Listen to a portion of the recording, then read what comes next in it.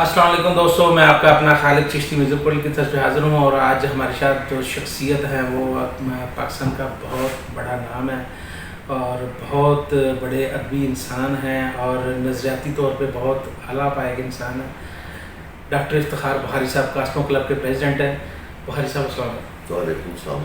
Doctor صاحب ماشاء اللہ تھوڑی گفتگو پہلے بھی سنتے رہی گا، بہت اچھی تھوڑی گفتگو ہوندی اور تسی پبلک واسطے بہت اچھا میسج بھی کنوے کرتے ہو۔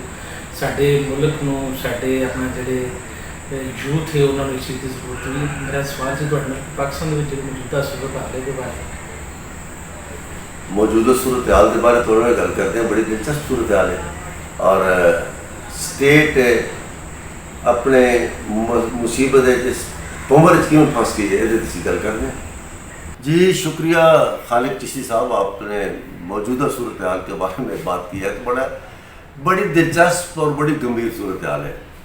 ریاست اس وقت ایک ایسے عمر میں پھنس گئی ہے کہ جہاں وہ بالکل ایک غوطے کھا رہی ہے۔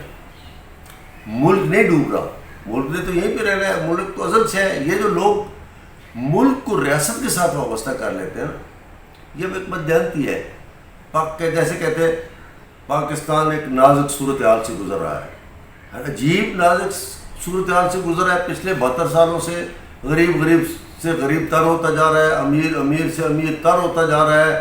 جو رولنگ کلاس ہے اس کے پاس دولت بھی بنتی جا رہی ہے، جن کے پاس اختیارات ہیں وہ ترقی کرتے جا رہے ہیں، جو سائیکلوں پہ تھے وہ جہازوں پر پہ آ گئے ہیں، اور جو نیچے بیچارے جو تھوڑی بہت کوئی روٹی کھا لیتے تھے وہ 3 سے 2 اور 2 سے 1 وقت کی روٹی پر مجبور ہو گئے ہیں۔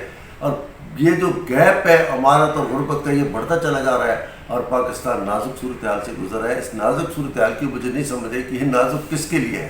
اچھا یہ تو ہو گیا پاکستان، یہ میرا ملک ہے۔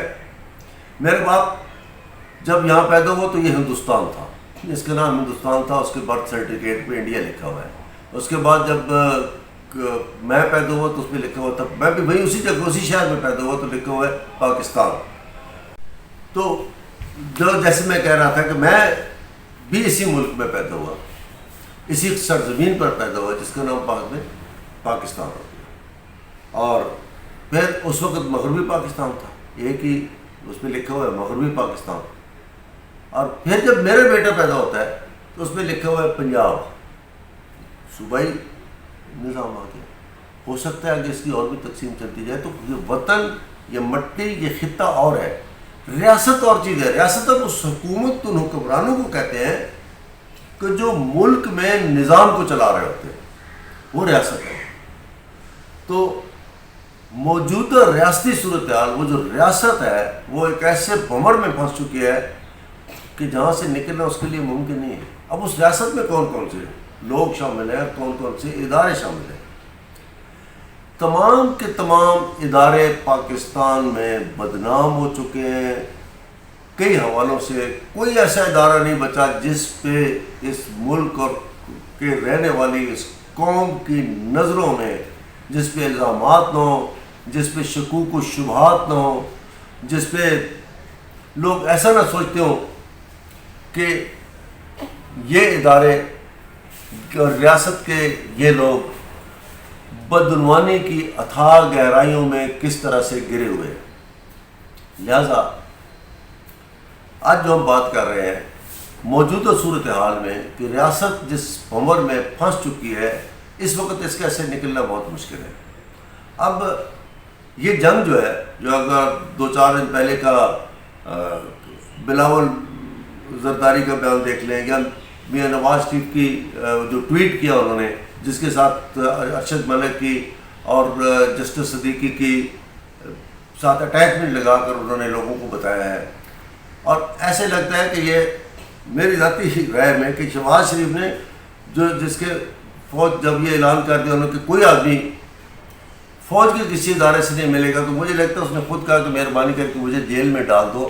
جس ٹریک پر نواز شریف سیاست کو لے کر جا رہا ہے میں نہیں اس سے آگے چلا سکتا شاید۔ اسی طرح سے باقی سیاسی جماعت جو پچھلے دن فضل الرحمان وغیرہ کا بیان آیا چیف آف آرمی اسٹاف کے حوالے سے، اور پھر باقی یہ جو ساری چیزیں ہیں کہ ریاست دن بدن جو چیزیں پہلے یہ نہیں کہ پاکستان کے اداروں کی پہلے اس میں وابستگی نہیں تھی، پہلے بھی وابستگی تھی، لیکن یہ وابستگی اب ایکسپوز ہو گئی ہے، اب یہ ساری چیزیں سامنے آ گئی ہیں. اور یہ پہلے حکمران ہیں جو کہہ رہے ہیں کہ ہاں میں تو ان اداروں کی وجہ سے اور ان کے ساتھ ہی رہوں گا، لیکن جیسے سارے مختلف یو ٹرن ہوئے کہ ان کی کیا مجبوریاں ہیں، کیسے کیسے کہاں سے کر رہا ہے. تو یہ جو بیج بویا گیا ہے نا یہاں پہ خاص طور پر فرقہ واریت کا اور تکفیری علماء کا، لوگوں کو کافر قرار دینے کا، اور اس کے بعد سماج کو آپس میں تقسیم کرنے کا، اس ساری ذلت کے اب نتائج برآمد ہو رہے ہیں. اور ان نتائج میں پھنسی ہوئی ریاست کے پاس اس کو کوئی راستہ دکھائی نہیں دے رہا. اور یہ ساری جنگ جو ہے اس وقت بین الاقوامی جنگ ہے، جس میں سی پیک ہے تو سی پیک کے خلاف دبئی بھی ہے، سی پیک کے خلاف قطر کویت بھی ہے، سی پیک کے خلاف سعودی عربیہ بھی ہے، سی پیک کے خلاف امریکہ بھی ہے، سی پیک کے خلاف انڈیا بھی ہے، اور یہ سارے ایک پیج پہ آ گئے. اس کے بعد ہمارے ریاستی اداروں کا کردار ہے. ریاستی ادارے کبھی ادھر چکمہ دیتے ہیں، کبھی ادھر چکمہ دیتے ہیں، اور کبھی یہ جو انہوں نے طالبانائزیشن کی یہاں پہ، کبھی اس کو اپنے پروں کے نیچے دینے کی جب کوشش کرتے ہیں تو اندر سے پر کو اترنا شروع کر دیتے ہیں، جیسے فضل الرحمان وغیرہ کا بیہیویئر آپ کے سامنے آ رہا ہے. تو اب یہ بالکل ایک طرف سے یہ وزن کرتے ہیں ڈڈوؤں کی طرح اور دوسری طرف سے چھلانگ لگا کر نیچے اتر جاتے ہیں. تو یہ عدم توازن کی جو صورتحال ہے، اس کے جب یہاں پر کسی بھی دنیا کے کسی ملک یا خطے کی صورتحال جب یہاں تک پہنچ جاتی ہے تو اس کے بعد وہ فیصلہ کن صورتحال میں داخل ہو جاتی ہے. جیسے اس وقت یہ جو جنگ اس وقت سول حکمرانی کی اور اسٹیبلشمنٹ کی حکمرانی کی جو جنگ ہے، یہ نتیجہ خیز ہونے والی ہے، ایک طرف لگے گی. اور میرے خیال میں یہ تمام فیصلے مارچ تک ہو جائیں گے، اور مارچ کے بعد ریاستی تبدیلی بھی آئے گی اور ہمارے ملک میں خوشحالی بھی آئے گی، اور دنیا کی سارا یہ توازن تبدیل ہوگا. ہمیں ایسے محسوس ہوگا.